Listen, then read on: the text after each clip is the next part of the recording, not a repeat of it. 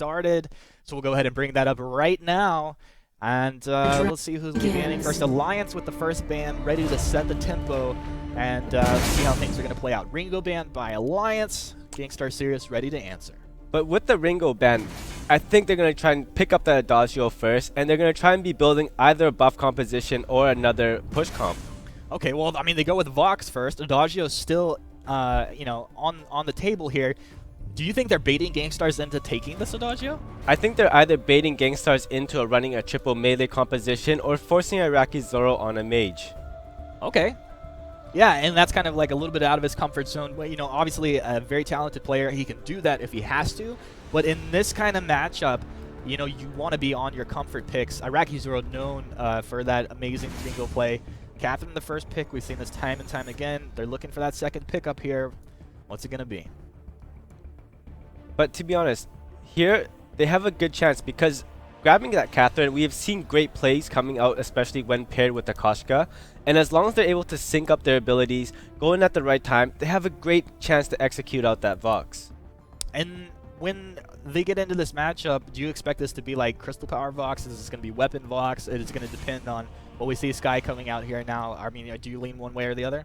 Most likely, like, unless they're going for like an Adagio push, Adagio buff composition, the Vox will primarily be playing Crystal, just due to the fact that he is a hyper carry, a late game scaling hero, and he has that ability to maneuver himself where he can 1v3 the other team. Yeah, I think a lot of times you get into these matches and people can underestimate the mobility coming out of Vox. They're highlighted on that Adagio right now. They're going to go ahead and pick it up here. So we do see that kind of buff composition starting to play itself out here, as you talked about, Rome. We've seen it used before. I'm not sure who ran it earlier today, but they ended up losing with it. It was kind of that buff comp. What team was that? It was the European team. I believe it was G2. It was either that or... No, it was because Waldemar was on there, and I think that was the game they lost, or one of the games they lost. But ultimately... you know, a very strong composition if played correctly. Arden to round it out. So, yeah, I mean, Rome, you can break it down for our viewers here. Let them know exactly why is this such a strong composition and how does it work? So this composition is based around the mobility of Vox, and I think it works a lot better than having a Ringo per se. As long as Adagio is positioning himself in a spot where he doesn't get targeted down first, his abilities, along with Vanguard coming out of Arden, keeps Vox alive while making his damage potential insanely high. And as long as they play this out right, they have a great chance. But you notice, most likely it will be Fuji on this Sky. And if he's able to dive really deep, they do have a good chance to single out that Vox. But they have to remember, Scarf will be in that background. And as long as he's able to land his skill shots, they have a great chance. But the thing is, if Fuji dives too deep, he is going to get punished, and he will probably knock down first. Yeah, we'll see. I mean, they have the ability to get in there. We're going to see. I mean, who do they end up targeting in the end? You know, there's a couple big targets that they're going to have to focus on. Is it going to be the Scarf? Will it be the Sky? If you have one choice, what is it? I would honestly have to be the Vox. And who do you think's going to win this entire series? Oh my goodness, put me on the spot, Rome. Okay, I'm going with Alliance.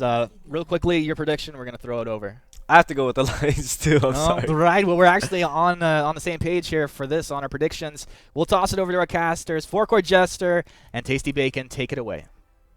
All right. Thank you very much, Humanist and Rome. So we've got their predictions out of the way. You know what? So both of them gave a prediction. I guess we should follow suit. Who do you think is going to win this one, Four-Court Jester, as we get underway in game number 1 of our second winter qualifier finals? For that pre-lobby banter, I got to give it to Iraqi Zoro and GSS. I really think the GankStars Sirius is going to do it, especially coming in with an attitude like that. I mean, I personally am also going to give it over to GankStars, if only because I feel like despite the fact that both of these teams were pushed to a Game 3 yesterday, I do feel like GankStars has just looked a lot more dominant throughout their run through this second qualifier. And, you know, I want to mention, actually, I'm going to have to hold off on what those reasonings. It looks like they're going for a fight. Gabe Fizzle goes super aggressive. Yeah, that was very likely a big mistake right there. I understand that they really wanted to try to use the fact that they grouped up with Iraqi Zoro to make things happen, but the fire, the auto attacks, Kolvamik, he will get that double kill. as 2-0 for that Adagio. Flash X is going to be low, but I don't think it's going to be low enough for these minions to take him down. And as he tanks up this, they do get one steal. Now looking for the other. Here comes Gabe Vizzle, though, because it is still early on. Iraqi Zoro still trying to do a little bit of scouting around. Oh, I think Iraqi got that one. I'm pretty sure he did. It's so tough to tell, especially when you're spectating off of a little phone. It makes it all the more difficult. But GankStars, what I was going back to is, part of it was the fact that they did beat Alliance in the first qualifier. However, as they mentioned on the desk, that was with Kolvamik on their side of the fold, and now he's their opposition. So it's going to be really interesting. They get a collapse onto Mixi here, but it's not going to amount to really anything. And the other big thing I wanted to touch on was Iraqi Zoro playing this Scarf. He had played Ringo in almost every game this qualifier until now, and now he's going to be in some trouble. Yeah, he's was just a little bit too far forward. The collapse was pretty evident from our side, because then we do have our eagle eye here. But when you're that far forward, even with Gabe Vizzle there, it's just not going to be enough. 3-0 for the early game here of Alliance. And now Fuji is actually even going to get found out. Flash X, unfortunately, not really powerful enough to bring it to a kill. But the aggression is coming out fast and furious here from Alliance. Yeah, it wasn't enough to pick up a kill, but it was enough to steal away that forward healing camp, which they'll pretty much take that happily, even if not getting the kill. So gonna be right now leaning towards Alliance's favor with these 3 kills. They've also managed to pick up some extra gold thanks to those steals as well. It's about 1,000 gold lead for them at the moment, and they'll be very happy to take that here in game number 1 of the finals. Now, you're mentioning that Iraqi Zoro has been playing a lot of Ringo. Of course, he was banned out this round. Look at the difference right now between Zoro and Mixi. Mixi with 32. Zoro just hit the 20 mark. He is really falling behind here on this early on, and sometimes it will take a little bit here for that Ringo to get all powered up. But even with a stun on top of Kolvamik, Flash X really just kind of face tanks there against Fuji. There's no forward barrage to complete any kind of big aggression on Kolvamik. And again, Alliance, they all come together. They're pushing back this lane, and they're saying no to GankStars Sirius. Yeah, the one concern that Alliance needs to have is going to be that late game. It's what we talk about all the time with Scarf, is if you can get in and annihilate him before the fight starts or right off the beginning. But it looks like it's going to be Gabe Vizzle, the one that is going to fall here on this trade. Even with the minion mine getting involved, it's just not going to be enough. Kolvamik is just trying to walk away from it, so it leaves him alone. But this minion mine is one aggressive minion miner. He is determined to defend his turf. He was very upset there by the Adagio, but they do manage to get themselves their kill, get some back camp stolen away again. And this gold lead, it's going to slowly continue to grow if this keeps up. 4 kills nil and about 1.5 K between the teams. The aggressive jungling, the aggressive fights have really started to pay off here from Alliance. And you might see that Mixi is on that Vox, and they're not going to go for that early aggression, but it's actually worked out not so bad. He picks himself up that assist. He's been dominating this lane. Iraqi Zoro, however, as time goes on, he will get more powerful in that lane, and he has really done a fantastic job catching up on top of some of these numbers. He's up to 41 now and level 5, but we do got 6 on Kolvamik. We do have 6 on Mixi, so if there is a big team fight to happen, there's going to be a clear advantage here for Alliance, who has hit those ultimate numbers. With this gold mine, if they can actually bait this into a fight, a Shattered Glass and a Fountain right then and there, yeah, this is a big power spike for Alliance. Yeah, and I think GankStars realize that, and they do want to try and harass them around this gold mine just so it's not completely free, but they do need to be very careful. The steal is not going to come through, and now Gabe Vizzle is going to be in trouble along with Iraqi. They don't get the gold mine. Fuji. They lose 2 kills now on top of it, and Alliance, they are just looking vastly superior here to start off game number 1. Yeah, Caster's Curse kicking in. Of course, we throw our lot with Iraqi Zoro, and he is not faring so well. This turret at the 6-minute mark, without even a push comp, is going to go down. That's even more gold over into the hands of Alliance. Now they're sitting at about something close to 2,000 gold a minute accrued. 0 kills for their opponents and 4,000 difference by the end of it. At the 6-minute mark, this is really impressive. Yeah, they're just looking incredibly dominant. Obviously, you know, we always talk about how late game Vox is, but when you go with this weapon power Vox, it is able to really start putting out the damage a lot earlier than the Crystal Vox is able to, especially when you add in the buffing that Adagio can provide. It starts to get very scary pretty early on, already having that Sorrow Blade in the inventory. Tier 3s across the board for Alliance, and there's now the Frostburn is the only tier 3 item finished on the side of GankStars. So the items are definitely still in favor of Alliance, which means GankStars, they really can't look for a fight unless they catch someone really far out of position. But you know, with Alliance, that's not something that's going to happen all too frequently. Gabe Vizzle's level 4. I mean, this gauntlet, did that actually hit Fuji? It totally did, and that little miniature stun is enough for the collapse on top of the dragon. Now it's going to be out of Catherine's hands as well. Meek, he's going to take a few shots. Fuji is just not going to be in a position really to contest this. Another turret to the name of Alliance, who are basically playing a flawless game number 1 here into their finals. When your Catherine is just turning level 5 and your opponent's is 7. This is a really sad early game to say for GankStars Sirius. Yeah, and you know, Scarf does usually end up winning out more often than not once the games go into that 20+ minute mark. But the rate that Alliance are playing right now, we may not get to that mark. 8-0 in 8 minutes. And of course, that gold lead now up at about 6,000. Gonna gain a little bit more here with the gold mine, as that's not going to be contested. And GankStars, they're really just kind of scrambling at this point, trying to figure out where they can get gold, where they can get levels, because they're behind in just about every statistical category you can imagine in this game.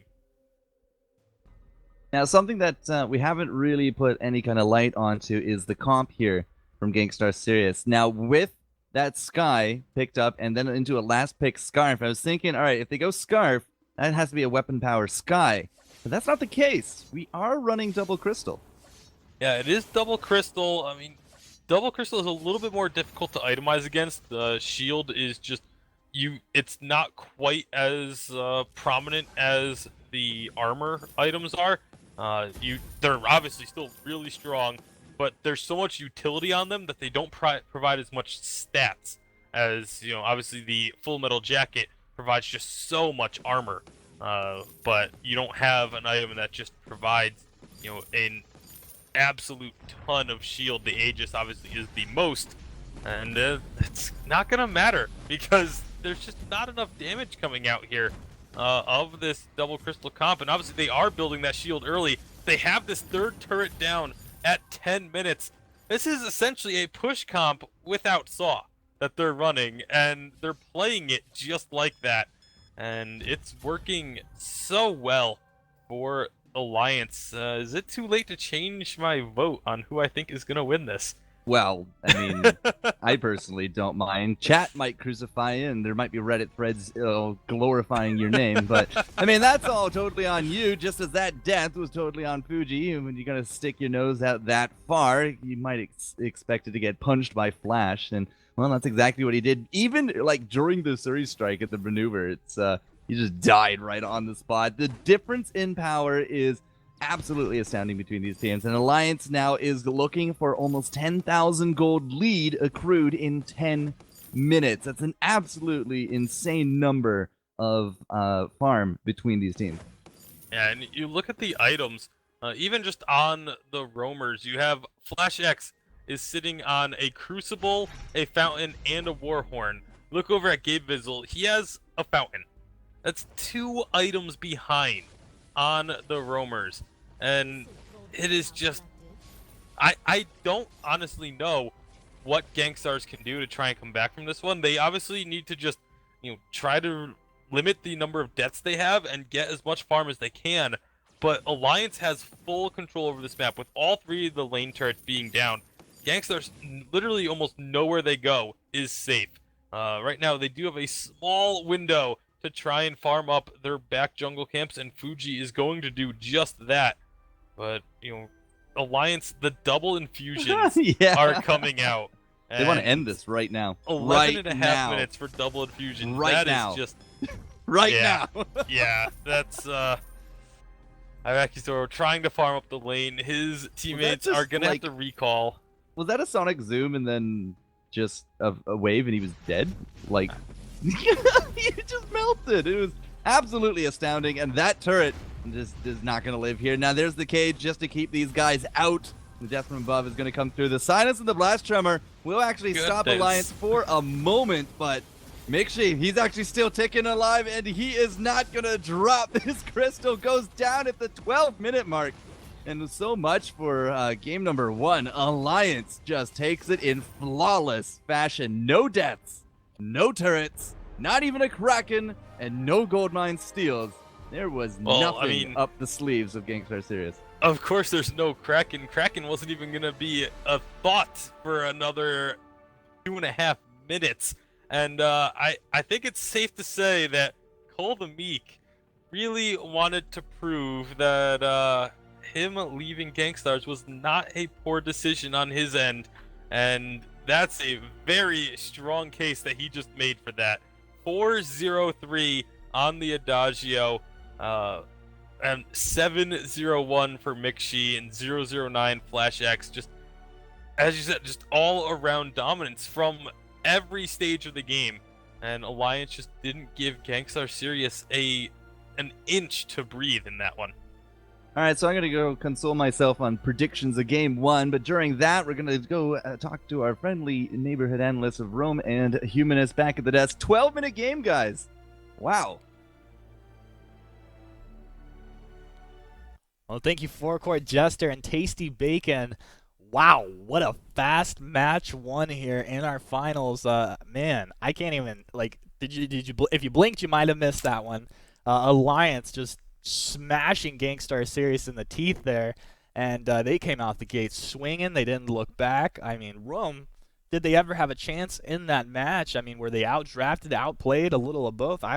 Talk to me about it, man. Well, to be honest, like, we did see Alliance banning out Ringo first, picking up that Vox.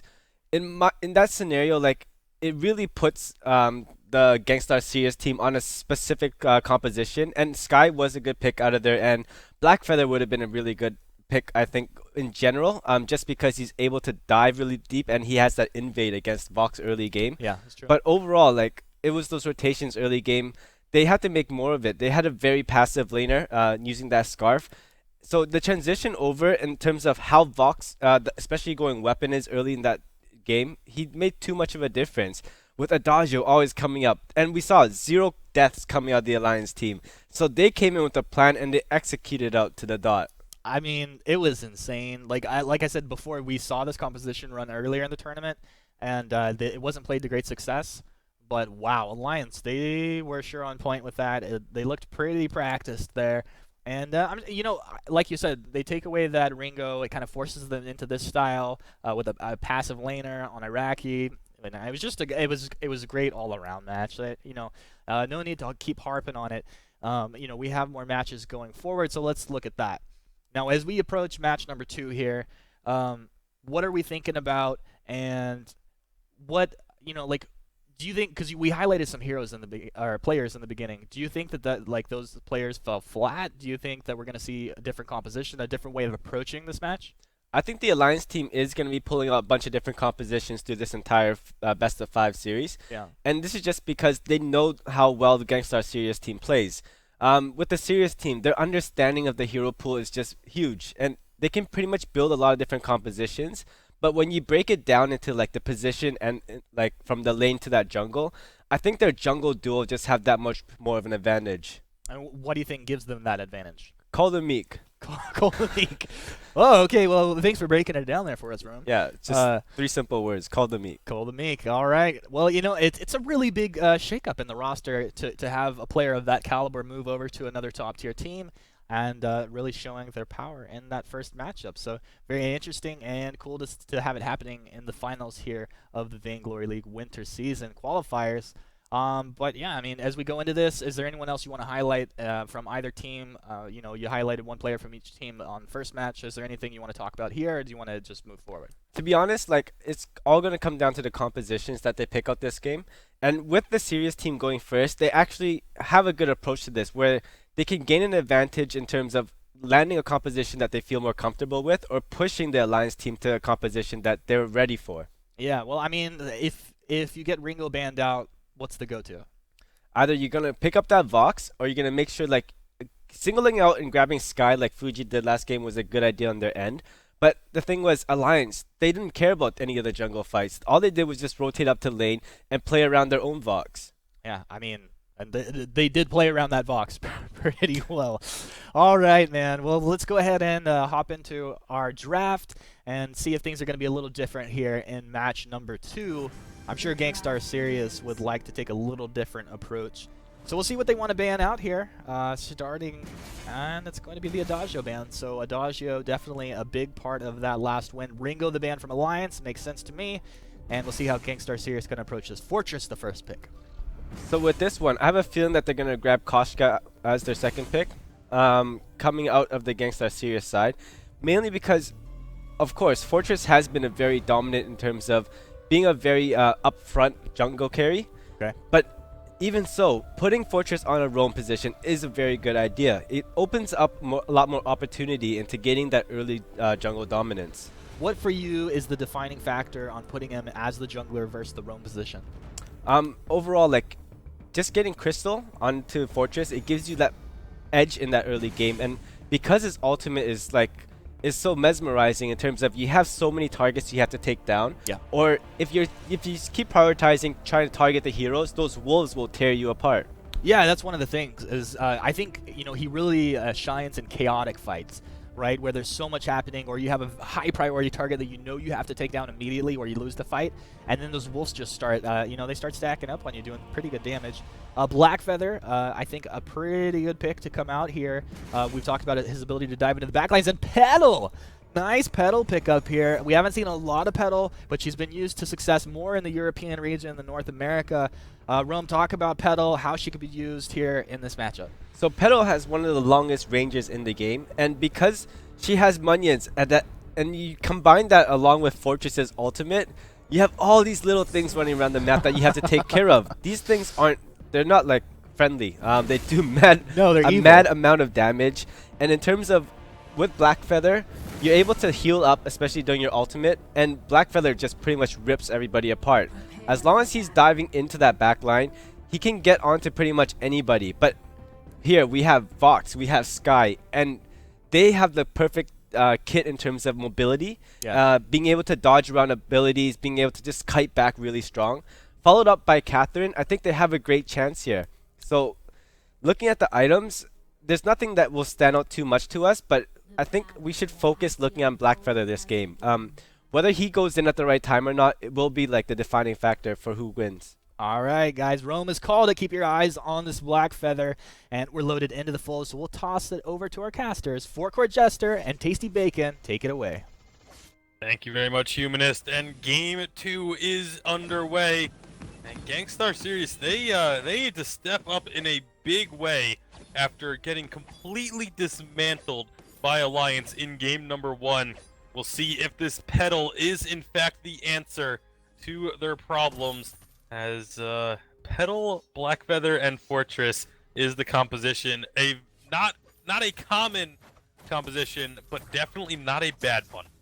Yeah, well, we'll have to see if the little munions and little wolflings will be able to kind of turn the tide of battle, because already, look at this Alliance coming right up to this lane, and they're just desperate to push Arakizaru off of this creep wave and deny as much farm as they can.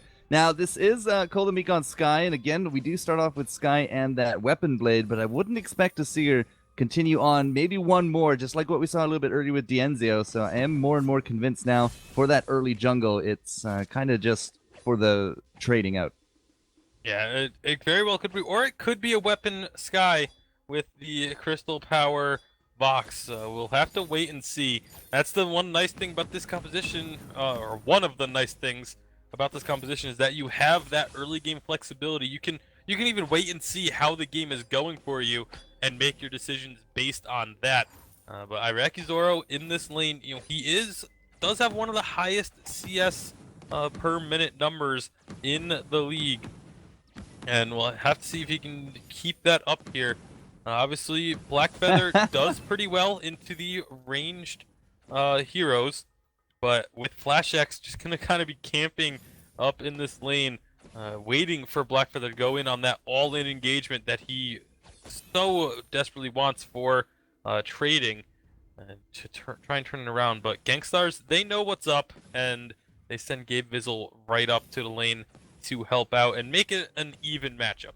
It's more, I'm just looking at Coldamique. He immediately picks up that 6 sins, so it will be a weapon power Sky by the end of it, and I'm really hoping Mixi then is going to be looking for that aftershock after he's done his farming sessions. Strong numbers, 27 to the 22, 23 now of Iraqi Zoro, so we're not really going to be that far off, but Coldamique's already done a little bit of his shopping, so he does pack a little bit of a punch here early on. And with this, Coldamique, like you said, does now have multiple weapon power items, so very likely going to be this red Sky that we haven't really seen much of in North America at all. It's mostly been a European special, and has finally made its way over with Coldamique. And if anyone's gonna pull it off, you have to assume that Coldamique is going to be one of the ones to do it. It almost feels like this guy can play literally anything. He's so well known for the glaive, but even when he was on GankStars Sirius in the first qualifier, typically when they picked glaive, it didn't even go to him. So he just has such a huge hero pool and can impact the game in so many ways. And that's why he is one of the players to watch, regardless of what team he's on. All right, so still a lot of emphasis here into this, lane. The Iraqi Zoro does get a hit by that stun from the Merciless Pursuit, but by the end of it, not really big trades. Now, as we continue on into it, Iraqi Zoro realizes, all right, just gonna have to back up out of this. Fuji is getting denied any kind of entry to this fight. You see Coldamique just bullying him away with that forward barrage. And are we looking for a kill? Are we looking for this turret? Well, we don't have that Rose offensive in Iraqi Zoro. Well, he is going to be that kill. Now here comes Fuji. He's looking for the kill on Coldamique. Can't get it. Forward barrage and the help of Mixi is able to just put down the pedal. And that's going to be a 2-0 early aggression again awarded to Alliance. And Alliance, once again, looking strong in the early game. And that's one of the things that we've always praised GankStars for, has been their incredible early game pressure, especially up into the lane. But it just hasn't been happening. It's been Alliance one step ahead every single time. And now they get some of the back stolen away as well. Flash X needs to be a little bit careful here. He is about to get collapsed on. And this should at least be an answer for GankStars. They finally get their first kill on the board 5 minutes into game 2. Hey, kills the kill, man. That puts them on the board, gets them a little bit of respite from that invade. Flash X just a bit too greedy, but I still think, with how much that he stole, he's not really going to be too worried about a death on the board. Now, Gabe Vizzle and Fuji just not really in time, I think, to kind of really counter anything here from Coldamique. Even by himself, Cole is now level 7. That is a scary number to go up against. Mixi actually just doing some forward checking to see if anyone is coming. Knows that the coast is clear, so they can continue to play a bit aggressive up in the lane. As Iraqi Zoro just trying to play defensively. Flash X. Is he really gonna go right through the turret for it? No.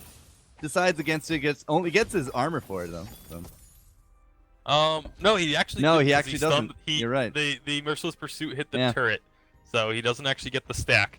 So he got nothing out of it. He and the shield was on the turret too, so he just took a turret shot for literally pretty much nothing other than it did scare it forced Iraqi Zoro away from the farm. I guess that could be what he got out of it, but this pressure that Alliance is putting on not just the lane but just the entire map as they go and steal away more camps. This is immense amounts of pressure, and you can see it's already led to another 1,000 gold lead for Alliance. Yeah, but at the 6-minute mark, they were farther ahead in the first game, so GankStars Sirius, they're not willing to let this one go lightly. Still 1,000 gold or so. It's got to be feeling good, and Alliance continually putting up the pressure. You can see that in their mindset that they're definitely the ones ahead, and they're playing with confidence. Losing out Flash X that one time is not going to be real enough to put a damper on them. So Cole the Meek, he's just doing his best into the back, doing his farming thing. Vox in lane with Mixi is actually now sitting at 78 farm compared to the 60 of Arakizoro. And Mixi, again, he's just really getting into a nice spot where he can start bullying out Arakizoro when these waves are pushed out. Gabe Bizzle does actually get the immense gold payout. Will very likely pay for it with his life, but he's going to be A-okay with that, as the gold payout was worth significantly more than the kill that Alliance picked up. So a nice job by Gabe to sacrifice himself for that. Meanwhile, though, Alliance, they're looking for damage on this turret, but they may have stepped a bit too far. Oh, Arakizoro, even with that Rose offensive, it took so much to kill that Catherine. He does end up losing his life for it. Fuji is looking for the kill, gets Cole. Can he actually pick up Mixi, or will Mixi just Sonic zoom to, well, not an ace, but a little bit more of a delay, as now Gabe Fizzle is going to be bounding in. But is there enough damage on this roam to pick up the kill? I'm not confident at all. Yeah, I mean, he might have been, but he just didn't want to test it. Would have been very bad if he had tried to go for that kill and not succeeded, especially because he would have been going into the minions, so would have been taking a good amount of ambient damage from that. However, does instead stall the lane, wait for Arakizoro to get back here so he can pick up this farm they so desperately need, because he's behind again to Mixi.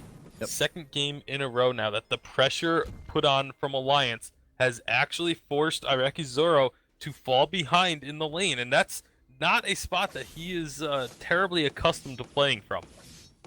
Wow, when you're amongst the world-class talent, yeah, I wouldn't imagine that you're used to be playing from behind at any point. Minion Mine does go down, at least on one side. Is Fuji going to be starting up his? No, it looks like maybe they'll just delay it a bit. But that's, again, the 9-minute mark, that was fully loaded. That was another 350 gold into the coffers here of Alliance. And they are still sitting about the 1,000 or so. It's not growing, it's not shrinking. And a few kills from either side. There's the Minion Mine now going over to Fuji. And, well, it looks like it's just back to the same old song and dance here in the mid. Yeah, and that is just going to continue up. Now, one big thing to point out, we always look at what the first item rushed is for a lot of members. How about Flash X? Contraption. First item on this Catherine, as, oh my goodness, the fight is starting. And the puppies and the munions, they're looking for blood. Flash X just really nowhere to go. The death from above is not going to really land any kind of big damage or stuns, and Capis will just bouncing forward, gets one. He's going to go deep for Mixi, and that's going to be rewarded with a kill. Turret does not get off a shot, but a scout mine is actually going to take down the battle by the end of it. You're talking about contraptions? Yeah, that's one of the big reasons that the contraption is actually picked up here. Though the scout mine can do so much damage to help take out the munions. One of the few ways that you can kill the munions without having to blow your own abilities just to deal with them. So it's primarily there as a way to get extra fighting power. Which is not something you typically expect to say when talking about the largest vision granting item in the game. The immense gold payout does go over, and unfortunately for Arakizoro, tried to get the steal, wasn't quite successful, and paid for it with his life. That is nearly a worst case scenario for when going in for a steal. Gabe Vizzle blocks out the merciless pursuit, so he will remain safe. And now Fuji and Gabe, they need to try and defend this turret, but it doesn't look like they're going to be able to. Yeah, you thought that was perhaps the worst? Well, now they've lost a turret on the back of that as well, because they can't do a 5v3. Now, Fuji, even with a few pot shots there at top of Flash X, it's just not going to be enough. And with an immense gold payout and a turret and a kill, you can see some pretty decent gold gains out of that one. Now trying to surpass the 2,000 gold, 2,500 or so gold mark between these teams. Yeah, and right now it's looking much better for GankStars than it did in game number 1.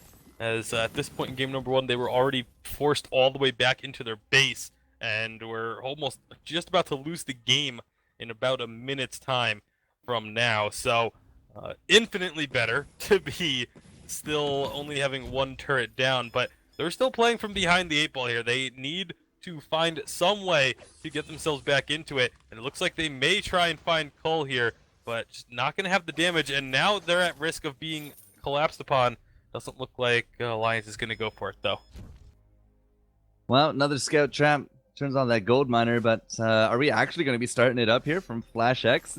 He's thinking of it. He's really thinking of it. Call the Meek and Mixi are here, and Mixi did actually just pick up that infusion. Flash X is now going to be low. Double stun into the backline, though. At least Gabe is going to be a big target, and whoa, the reflex block and the bounce away. Is that actually enough to survive through this when we have lost out the Sky? But Fuji, well, not the Sky.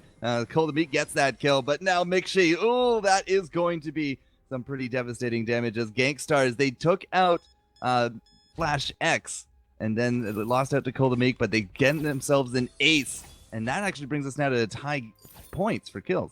Yeah, that was absolutely huge for GankStars to finally get themselves a positive fight in this matchup. They're going to be able to answer it with a turret as well, and that's going to go a long way towards evening up this gold score, as Flash X is now back up, but he can do nothing but watch the turret blow up, and now just stand around and collect the gold from the Iron Guard contract on that minion wave. But GankStars, finally a sign of life from them as they get the victory in the fight, get the turret, and now this gold lead is back down to 1,000. And definitely still manageable. Been kind of hanging around there for a while, then it blew up a bit because it's just, again, Araki Zoro tried his best for that steal, and now back to 1,000. This is still not really over by any means. There has been a lot of pressure on top of GankStar Sirius, but Alliance is still, more or less the ones applying still a lot of this push. But now with that ace, they got to be thinking twice about this. Yeah, it definitely puts that seed of doubt into the mind of the players of Alliance, as they now have to be a lot more careful, because a couple of fights like that and all of a sudden you have GankStars snowballing their way through this game. So 14 minutes in, Kraken will be up in a minute. We'll have to see if either of these teams want to try and get that last gold mine before Kraken spawns. I don't think so, because that would be so risky, and at this point it's very likely that the Kraken's going to spawn before it gets taken. GankStars, they're moving down there, but they don't look like they have any intention of going for that gold miner. Now it is about 25 seconds here or so till the Kraken makes her appearance. Didn't even get the chance to. The game was already over in game number 1 by now. But Mixi is still actually doing phenomenal work with that last hitting. And, well, we'll have to see if that will do anything. Just gets caught all alone, even throwing out wait for it at the very end. That is now going to be not exactly the biggest of cooldowns, but that's going to be some pretty good pressure now generated here from GankStars. They tried the gold mine, and again, that's 2 for 2 now on those Kraken spawns. I mean, I don't know if you can really call that one a Kraken steal on the gold mine. They had gotten like 2 hits on the gold miner before a Kraken appeared. Steal's a steal, man. She last hit it. In that case, I mean, technically Kraken last hits gold miner every single time she spawns. Yeah, but she's not stealing it from anyone. I guess. I don't know. I Boom. don't know. Point to Jester. All right. 9-8 for kills. Look at this. GankStars, despite all that early pressure, they are clawing their way back to this one. We're now at gold parity. This Petal, as when she jumps in with those Munions, when we have the attack of the pack and Iraqi Zoro just getting into the back line with that Rose offensive, there hasn't really been much that Alliance has been able to do. They've lost out now Mixi twice. They've lost out Cold Meek a few more times, a little bit more emphasis on him. And with the most deaths, actually on Flash X, the least movement viable of all of those heroes. And actually, there's not a whole lot of defensive itemization coming out of Alliance, especially not against Iraqi Zoro on this Black Feather. I mean, he does only have the Serpent's Mask in terms of completed damage items, but they have so many ways to keep him alive in these fights. Obviously, you have the Crucible, the Fountain, the Ultimate from Petal. All of those are just tools that are going to keep Iraqi Zoro and the rest of GankStars alive during these fights, and it's all offensive items. The only full defensive item is that Fountain of Renewal, and the only armor is actually on Flash X as well. So it's a very risky build path that Alliance are taking, and I think a lot of it stems from the fact that they were winning and they won game 1 so decisively that they felt they would be able to just rush them down and beat them that way again. But early defensive itemization from GankStars has really put a halt to that. And there has been a little bit more of a halt in terms of the action. Mixi is now just very contentedly farming under turret, still pushing out some pretty amazing numbers. 185 in just over the 17-minute mark. It's still a very big accomplishment and hallmark. Iraqi Zoro still lagging behind a bit there, but this Fuji is now sitting on 5 kills. That's really brought him back from that jungle status into somebody really to be reckoned with. And there has not been any pressure really on Krakens, even looking at Alliance and seeing them all in lane up against those turrets. We haven't made a move for the Kraken yet. Yeah, and I do like the vision. Obviously, when you have a contraption, you need to have a ton of vision all around, and pretty much the entire Alliance side of the map is they have vision of, with these scout traps all over the place. So it is to be expected with the contraption. We'll have to see if the contraption works out, though. Obviously, again, a lot of the reason for it is to help deal damage to those petal munions. And of course, knowing where your opponent is on the map is never a bad thing either. But so many teams like to rush the Warhorn instead for that extra mobility, and they're not going to have that on the side of Alliance, and now they're getting split up. Yeah, as soon as that attack of the pack went off, it's like Kolamik's like, oh, drat, and he gets zerged down. He is now going to be out of this fight. We're going to be diving down into one, perhaps the second turret as well. We're looking for the kill on top of Mikchi, but he is proving very hard to die. There he is. Finally, he is going to hit the floor, but now Fuji, he's going to get stunned up under that turret. Is this enough for a turret kill? Does not seem so. We do got minions now under that turret. Is Fuji going to leave? Is he going to make like a tree and leave? Yeah, it looks like he will. So 3-0. GankStars Sirius with a turret on top of it have taken the gold lead. Yeah, and Fuji was trying to just recall, but the minions of Alliance decided they didn't want him to leave just yet. But thankfully he did have the minions that were actually up underneath the second turret from aggroing that far into the fight. So he was able to get out unscathed. And yeah, GankStars, they've completely turned this game back around, and we've got ourselves a series on our hands. As it was a little shaky after game number 1. I was wondering, is this just going to be, is GankStars just going to roll over and let Alliance do this to them? But the answer is a resounding no, as now the lead is up to about 3,000. And Kraken still hasn't been looked at, but now everyone is here. Yeah, so many infusions, double infusions on pretty much everyone in the game. And now we are going to be looking for that. Wait for it. Can Flash X solidify the kill on Iraqi Zoro? He can. That is going to be now the advantage. Going over to Alliance, they get that shutdown gold as well. And Fuji, he's going to have to trampoline. He's going to get out of dodge. But Mikchi is not willing to give up this fight that easily. Call the me. Can he get another Suri strike? No. Doesn't look like it because Mikchi's just going to be too fast, but they do get under that turret, and they do have a kill on top of Iraqi Zoro. So what will they get out of their trouble? Minion mine? Very likely this Kraken. Yeah, the GankStars, they really cannot come up to try and contest the Kraken capture. They did have to recall, and Game Visual, he's going to take a look at it, but he's going to be too late to try and get a steal. And thankfully for him, they had been pulling the Kraken to the other side of the pit there, so he's not going to get caught as a result. That would have been absolutely devastating for GankStars, but now they need to try and take down this Kraken. They're going to get as much damage onto it early as they can, but they need to be ready for a fight because Alliance, they're all here as well, and it looks like GankStars are looking to back off until they get to their turret, but Flash X doesn't want any of that. Yeah, but he only got the stun on top of Iraqi Zoro. Now here's going to be the turnaround, the attack of the pack. Iraqi Zoro is already into that backline as well. We do get some stuns to go with the silence, and Iraqi Zoro now is just going to get stalled up and taken down. Fuji perhaps a bit too far forward as well. The fountains have ticked out very wonderfully as well for Alliance. and almost making it look too easy. They have a Kraken now to nurture for this push of at least 2 turrets, if not the game, right here now. Yeah, Gabe Bizzle wasn't able to get the Crucible off in time, and the entire team of GankStars got stunned from Death from Above and silenced by the Blast Tremor. Yeah, and that's when that happens, there's just nothing you can do about the fight. Everyone is respawned, but Kraken is so healthy. This is gonna be the game, as Alliance will take the 2-0 lead and are 1 game away from sweet, sweet revenge onto GankStars Sirius, as they are just that 1 more game and they will lock up first place in the second Winter Qualifier and first seed at the Winter Championships. Mixi, the farming god, 7-3-4 for score and almost 220 minions, putting him very close again to that 10 per minute mark. Very impressive numbers, and 11,000 gold for his reward. The good old just rush down all 4 turrets, strategy with the Kraken works every time, right?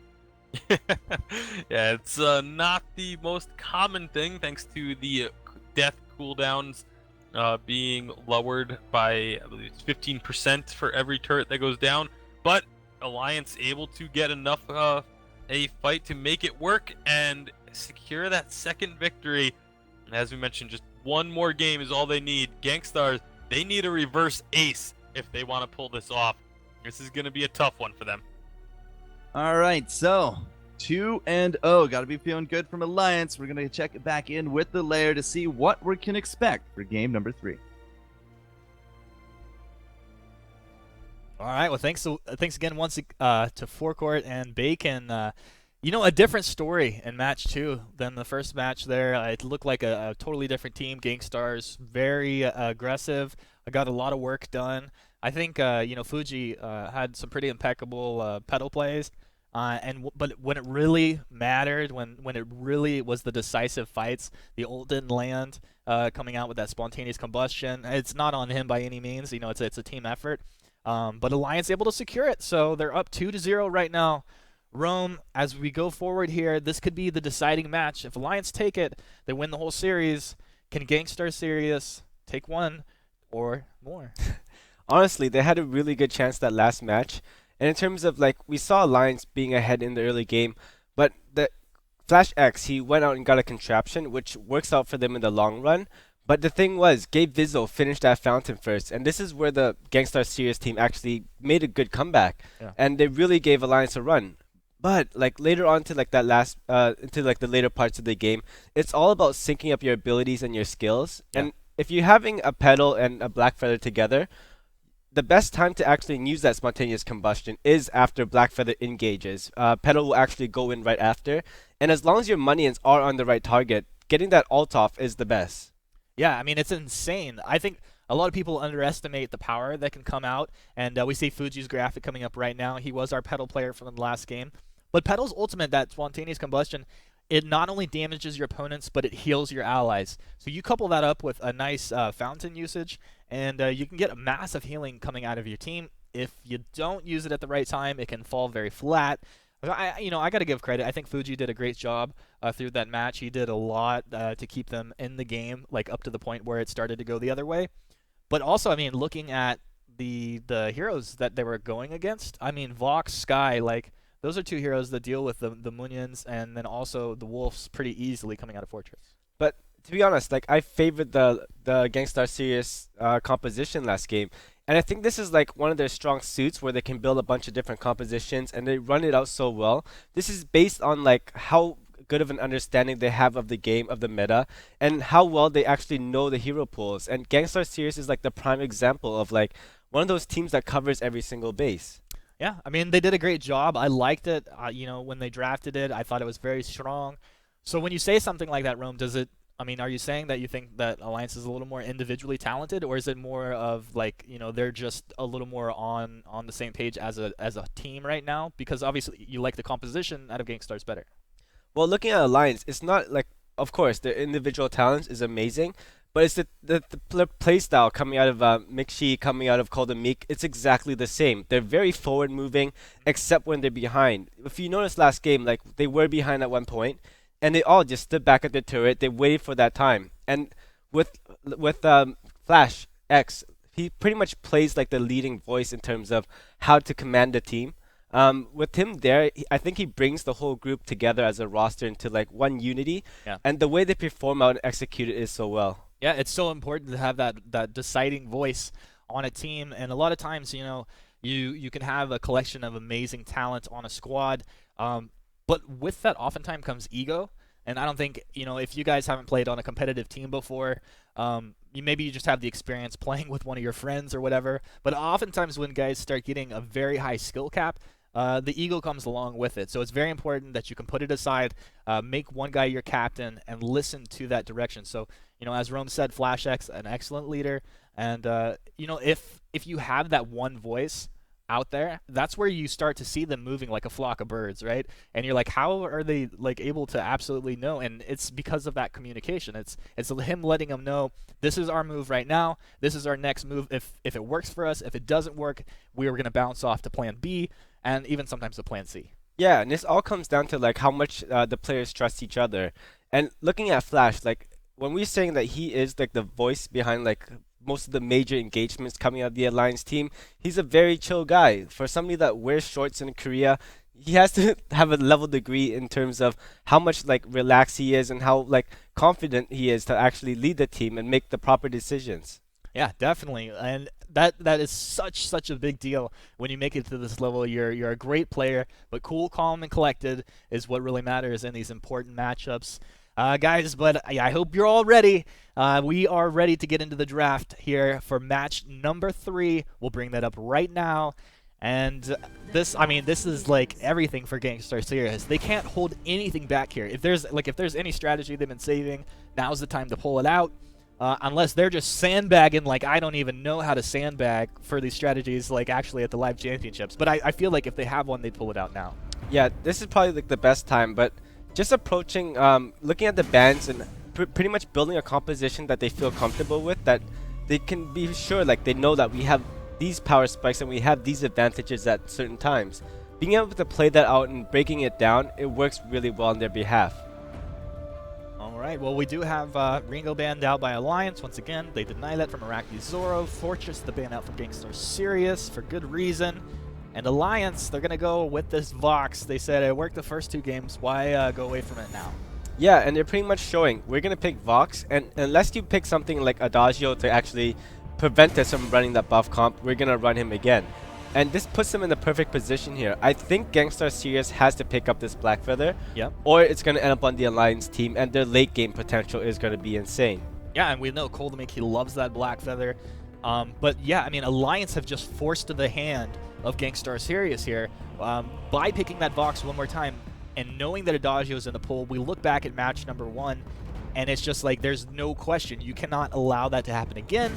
And Rome completely right on point here. Adagio picked up, followed by the Black Feather. It's a deny. It's, I mean, double deny in sorts here. But we'll see how Alliance want to round this out. Hovering over the Catherine right now, it's worked out pretty good for them as well. Honestly, for the Alliance team here, like they can pick a couple heroes that they've run previously today. In this situation, actually, I would honestly put out a Kroll, just because his capability as your vanguard and always staying in the front gives Vox the best time of his life. And as long as Mixi is able to farm really well in that lane, his potential to actually transition to that mid to late game is so high, where he can kite back and he can take out Black Feather every time he dives to that backline. Yeah, definitely. Any hero like that Cruel that can get up in the front line, do a lot of work, buy some space and time for Mixi to get that work done on Vox would benefit them greatly. Is it going to be the Cruel? Is it going to be something else? And they go with the Sky here. So, I mean, there is a lot of firepower coming out of this team. Yeah, and this is something that they just ran previously last game. But to be honest, looking at the GankStars Sirius side, although they've only picked Adagio and Black Feather so far, I'm kind of leaning for them to actually come back and take one win out of this match. Yeah, I mean, I would love to see it myself, and if they can somehow, like, you know, manage to pull this together and push it to even a 5-game series, that's really the dream. But they're hovering over Scarf. Scarf's the last pickup. So Rome, real quickly before we do get into our third and potentially final match here, How do you like this composition, and is this a composition that GankStars Sirius can take a game off Alliance with? This one, Adagio on your side as a Roner is very strong in that early game. But the thing is, Call the Meek, you know he's going to be very aggressive on that Skye because her power spikes are off the charts in the early levels. As long as they're able to actually rotate down really quickly, they have a great chance. But, you know, Scarf, up in that lane, Iraqi Zoro does need to have that CS. But if he plans it out right, if he clears his lane really quick, it gives him a great chance to find that window of opportunity to help out his team. That's what it's all about, that window of opportunity, and can they capitalize on it? We've loaded into the Halcyon full, and with that, we're going to toss it over to our casters. 4-Core Jester and Tasty Bacon, take it away. Thank you, Humanist, and this could potentially be the final game of the Winter Qualifiers, as Alliance have the 2-0 lead over GankStars Sirius in this best-of-5 matchup. So if GankStars, you know, we said if they have anything up their sleeve, they need to pull it out now. This isn't really anything that's too terribly strange from them. You know, like Rome was pretty spot on in predicting this one. So we'll have to see if they can just play it out better. They do have it's a really strong late game composition, but we've already seen a couple of times that Alliance, they don't like to let GankStars get to the late game. Yeah, 12-minute win, and then somewhere in the 20-minute range for our second game. It's really on the quicker spectrum for some of these matches, but 2-0 as well. Alliance, their mindset's got to be very strong, and as you said, I mean, if you have anything left in the tank, you pull it out here. GankStars, though, with Iraqi, I mean, they're going to be putting him on Scarf again. This is a jungle black feather from Fuji, so it's a little bit off the normal beaten path that we've been seeing a lot in this qualifier, but at the same time, is this going to be enough? Yeah, well, we will find out if it is going to be enough within the next, you know, 10 to 15 minutes. I'm going to say less than 30 minutes. I would assume that these teams such will a not safe go bet. that long. Hey, you know, I'm already losing out on you know, my pick on GankStars, so I gotta keep it safe here on out. But we are gonna be seeing right now. It's again that heavy emphasis on the lane for Alliance, really wanting to work on shutting down Iraqi Zoro and keeping him from getting the farm that he needs to be effective. Now here comes Fuji and Gabe, but they're going to be late to the party. Flash, X, and Cole. Well, all right, Flash at least is going to be sticking around. Mixi into the back, just making sure that the lane doesn't push too terribly hard. This is going to leave us with Cole the Meek again on a weapon Skye, as you notice here. To just kind of do his thing in the jungle, and he's been doing it very well. This entire game series, Cole the Meek has been really, really fleek. Yeah, he has been absolutely on point, as almost more so than Blackfeather, as they are going to be, again, just trying to put harassment onto Iraqi Zoro. They're not even necessarily looking for a kill. It's just all about trying to make his life as difficult as possible when it comes to farming up underneath this turret. But he is going to actually miss out on one of them there.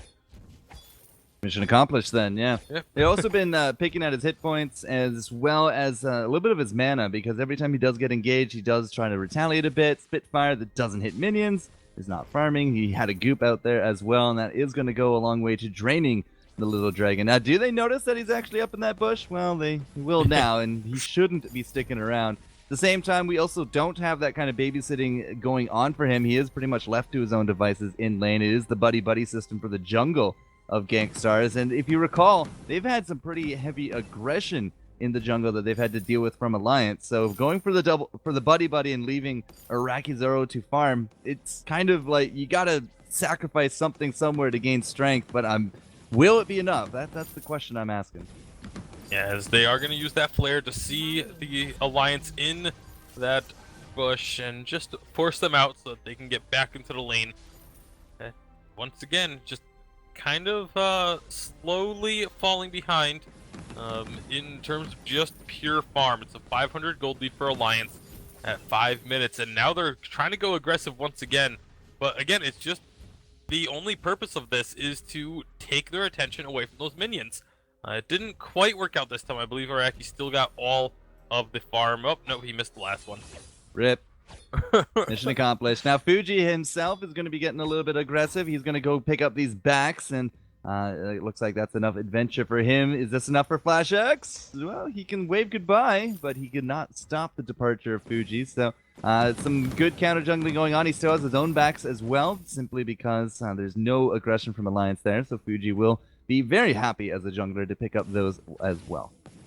Yeah, definitely looking much better for Fuji this time around, at least for the first 5 minutes, as they aren't behind by 1,000 gold, which is pretty much where they've been at the 5-minute mark in games 1 and 2. A lot of damage getting done to that turret, but now that ultimate is not available. Fuji just kind of comes out of nowhere. There's a little bit of damage there for Cold Meek, but not really any kind of follow-up. As you said, a little bit of damage on the turret. It's not quite the push comp we saw from game number 1, but again, heavy aggression from Alliance has really been putting GankStars on the back foot. Now Flash is not getting hit by the Spitfire. So Fuji's not going to dive under turret for this one, but Flash is going to be low, and if they know that he's low, they know that Cold Meek is going to be in that jungle by himself, and this could be a good catch, a stun, but the minion miner is going to actually give the kill over to Fuji. Good guy, minion mine. Yeah, that is what GankStars needed.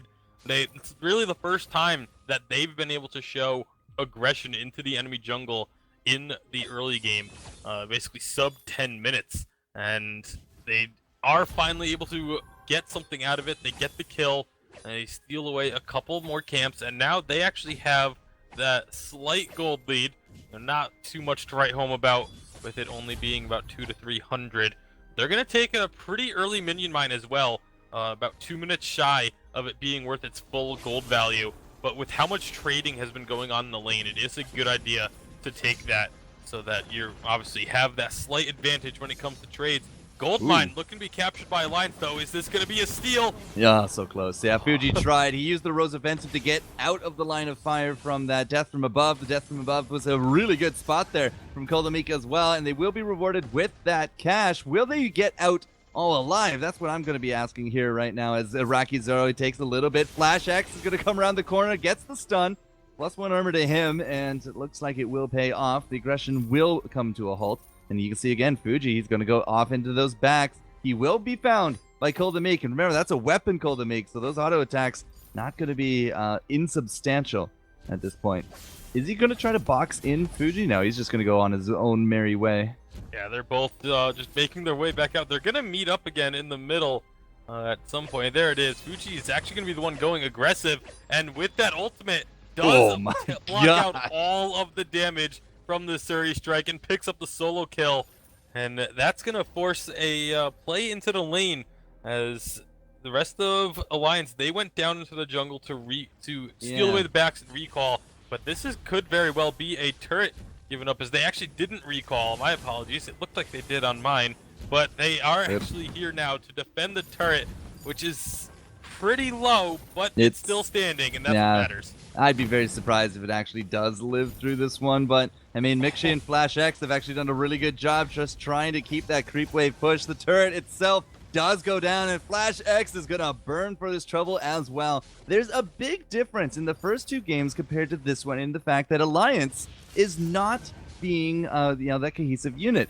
A lot of the time, Cold Meek is off to his own devices in the jungle, and he has not really been able to hold a candle to Fuji and this Black Feather. The Rose offensives, the feints, it's kind of outmaneuvering somewhat of the dancer of the battles of Cold Meek, and it is starting to really pay off here for GankStars Sirius.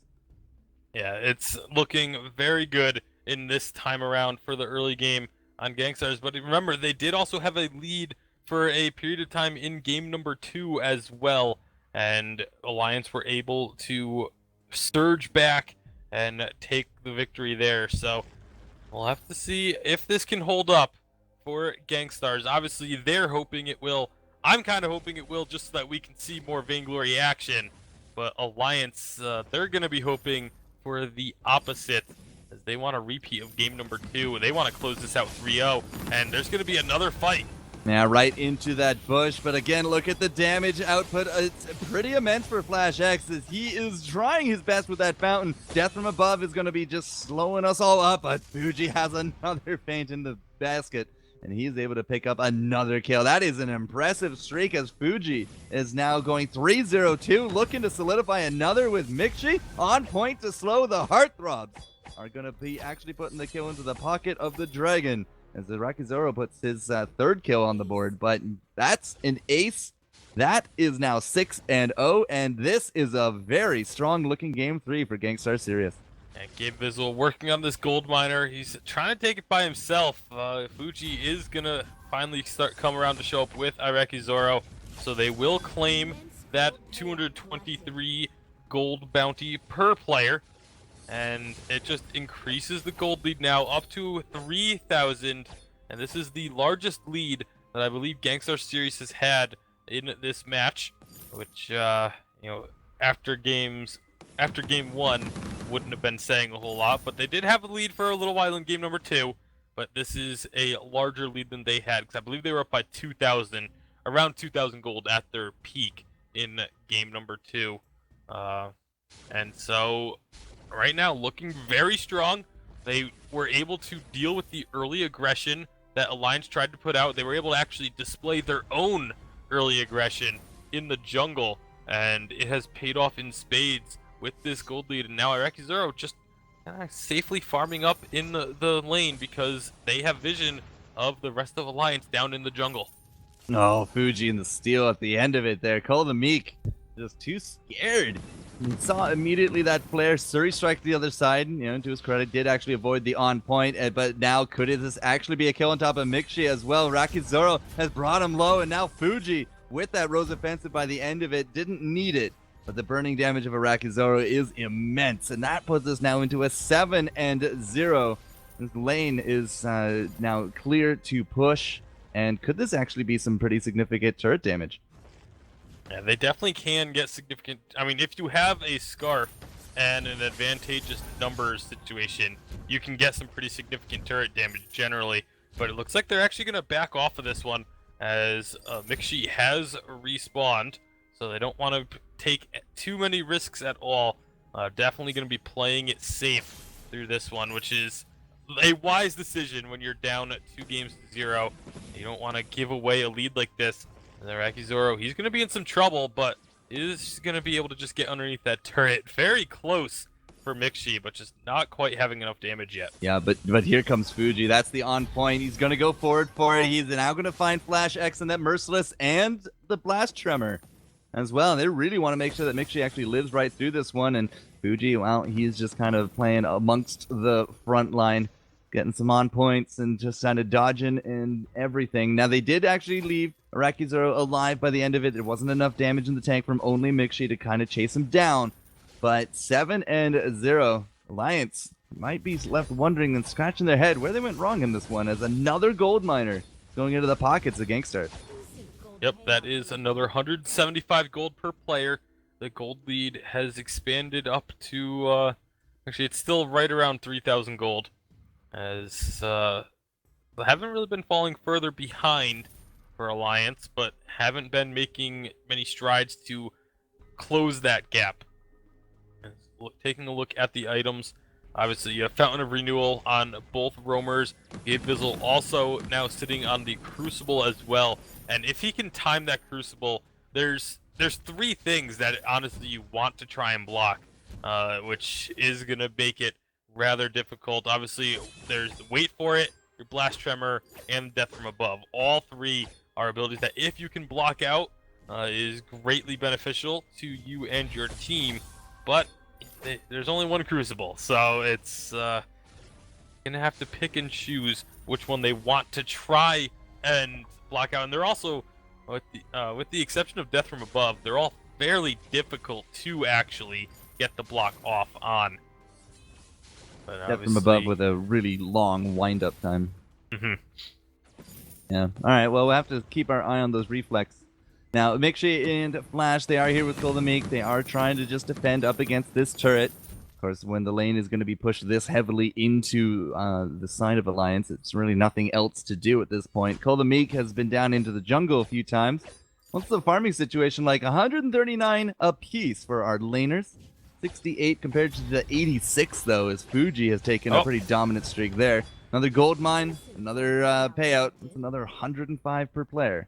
Get this one before the Kraken this time. Yes, before the Kraken. They got good clear 30 seconds on this one. They've actually put down quite a few scout traps in and around the place as well. You can see on that forward camp in and around this mid area as well as down by the shop. So there's really no surprises that Alliance can kind of pull here.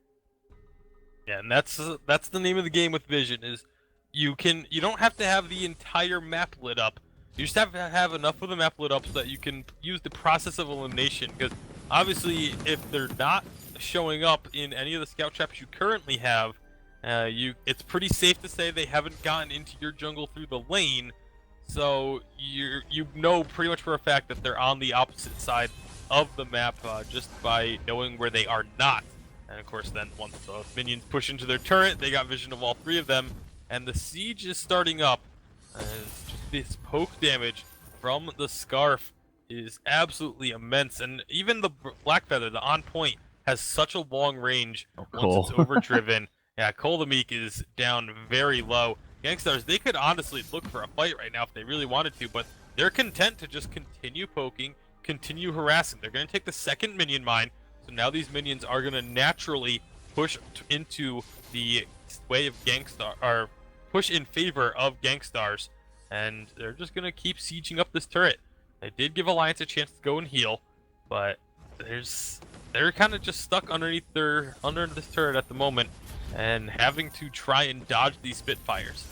The more poke coming out of Arakizaro that lands, the better it is for the odds of a fight here for the GankStars. And as you said, that siege has really started up there as well. Now, we don't actually have that fully buffed minion wave yet. This should be the first one now coming into it, which could lead us into, again, a pretty heavy siege situation. But the clear is actually pretty impressive here. Death from above. It's only going to get the stun on Fuji.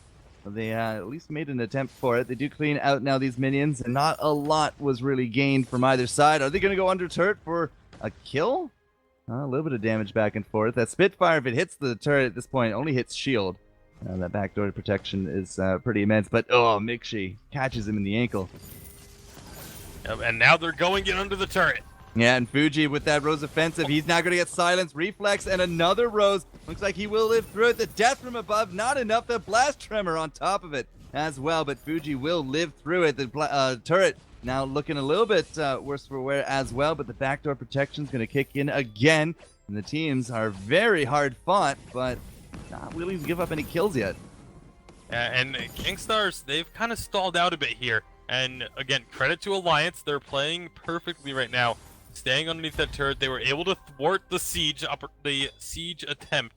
The turret is still standing. They didn't lose any kills, as you know, a single kill there, and that would have very likely been Kraken, if not the turret also secured for GankStar Sirius. But because they weren't able to get anyone, they weren't able to go, or they didn't want to risk going and trying to take this Kraken with all three members alive.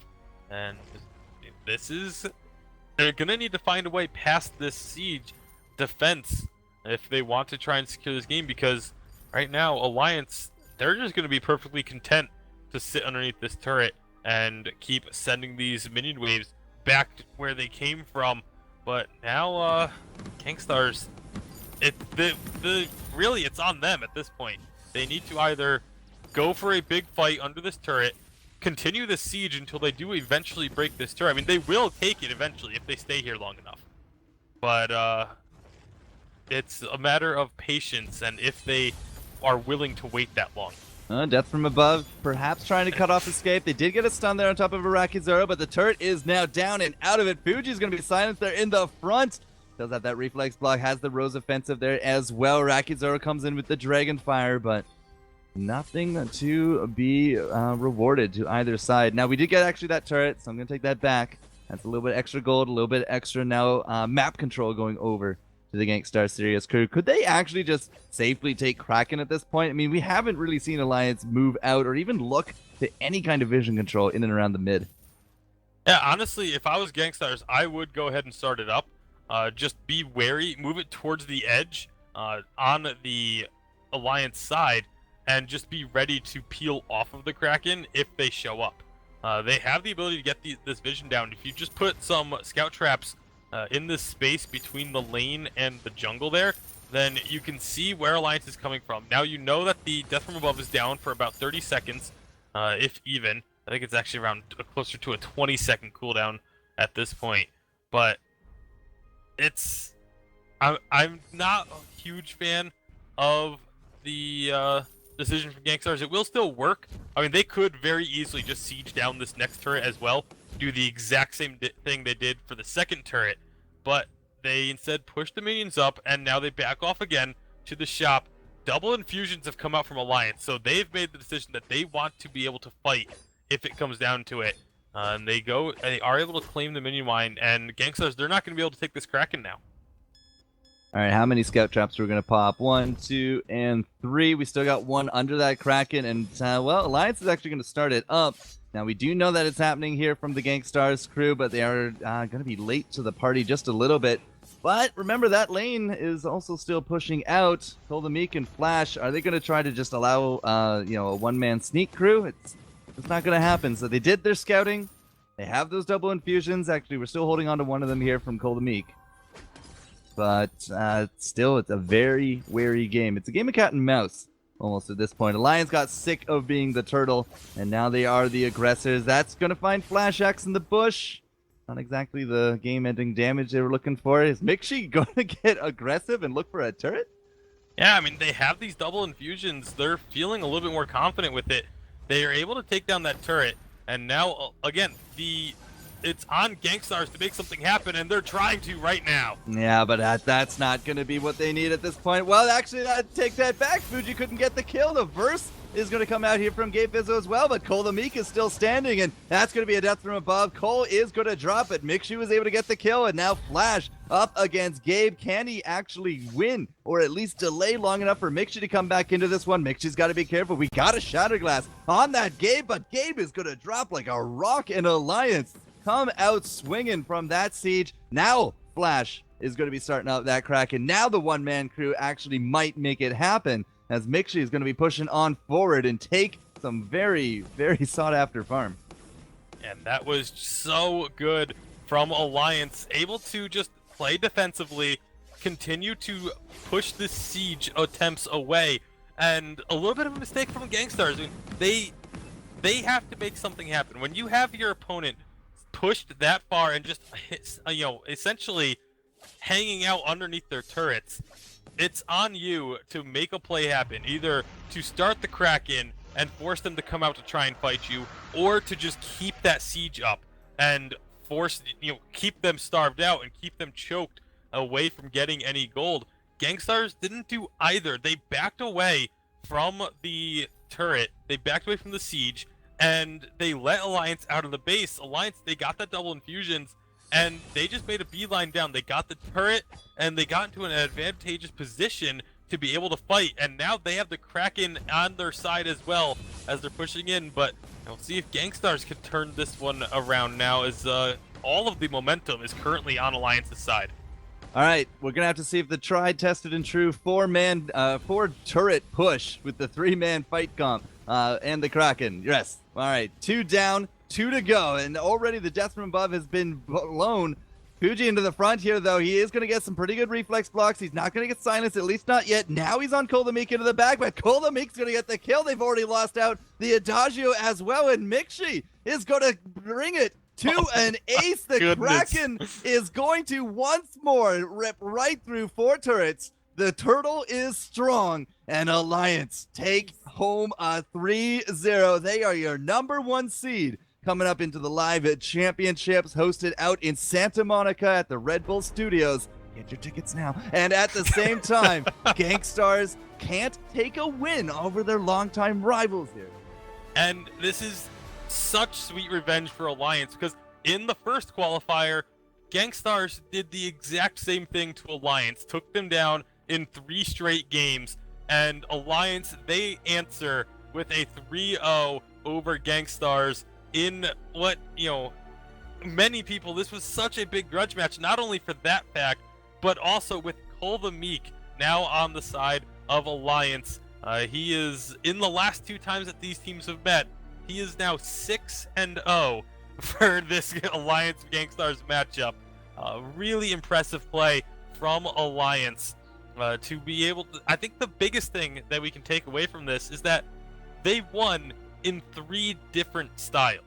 The first game they just completely rolled over GankStars with a really aggressive comp pushing with the Vox, and then game 2 was a very close game the entire way, and now game 3 they came from way behind and end up taking it down. So 3 drastically different styles that they were able to pull out, and they won every single one of them.